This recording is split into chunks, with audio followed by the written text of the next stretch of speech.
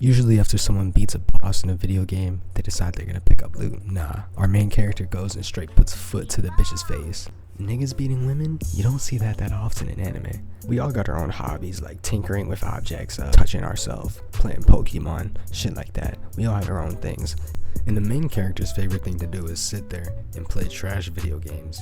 Something I really couldn't do. Like playing 2K is worse enough, but imagine doing something worse than playing 2K. That's basically what he does all day. Instead of GameStop, they got Game Shop. So he goes to Game Shop to get some new games to play. His aura alone was enough to scare away the girl that was stalking him, the same one at school. So the girl who works at the video game store recommends a game called Shangri-La Frontier.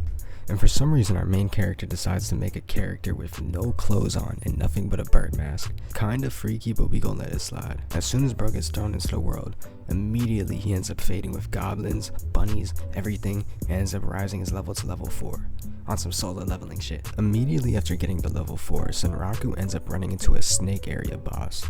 I'm not gonna lie, I don't even think I could beat him if I was level 4, especially with no good weapons. But this is where we get to see the true let me solo her side of our main character. Sunraku was holding his ground and dodging for a little bit, but the weapons he had were way too weak and ended up breaking on the snake's scales. But our main character decides to lock in and he pulls out a new set of blades.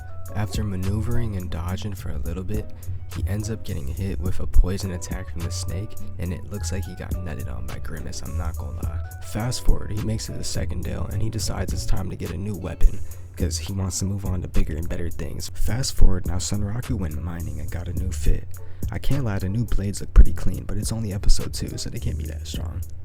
We cut to see the stalker girl Ray is looking for our boy in game, but he's way farther than she expected him to be. We get a look of what her character looks like in game, and from the looks of it, it looks like she's been playing for a long time. She's pretty OP looking, and she has an attack called Apocalypse that brings nothing but death. Now it's nighttime and bro's out here fighting a bunch of goblins, and he starts getting way too cocky. Out of nowhere, Lycodon, the Night Slayer, spawns in. And you could just tell that it's not no fucking light boss, and he's not just gonna beat him and walk through him. And need I say that is one of the nastiest names I've ever heard in my life. Lycagon, the Night Slayer. That shit is so clean, and he looks so clean I had to put him as my Crunchyroll profile picture. So Sunraku ends up trying to beat Lycodon with his weak ass gear. Surprisingly though, he wasn't doing that bad at dodging and surviving. The only issue was that he had no type of way of doing any damage. So bro just ends up dying and respawning. Before he ended up dying to Lycodon, he ended up saying, "Unfair is not unbeatable." And I'm not gonna lie, that's kind of facts when it comes to games. Unfair is not unbeatable, but it's just unfair. It kind of makes me want to hop back on Elden Ring. Kind of makes me want to go try to attempt to beat Millennia again. But nah, that route's just not for me. But instead of just dying with no punishment, he ends up dying with a curse from Lycodon himself. And the curse means that he can't wear any clothes on any part of the body that's marked by the curse. So unless he goes to some type of priest or kills Lycodon himself, he has to sit there looking like a naked freak the whole time he plays the game. And I'm not gonna lie, at that point I don't know if I could do it, but he is a pretty high level. Restarting wouldn't even be worth it at that point. He might as well just thug it out. Even though he died while fighting Lycodon, he still ended up gaining 50 skill points because it was still a unique monster, and he did end up fighting for a good minute. And for some reason this nigga puts all his points into luck. I don't understand the thought process, but I get it. Bro, that's the equivalent of me doing a only faith run on Elden Ring. Like, what the fuck? But you know, for some reason it ends up working, and a bunny falls from the sky. The bunny is a part of a unique scenario and ends up leading Sunraku to a door to the rabbit world called Rabbituza. The recommended level was 80, and I'm pretty sure Sunraku was not level 80. We end up getting introduced to the Vice Ash, the boss of Rabbituza.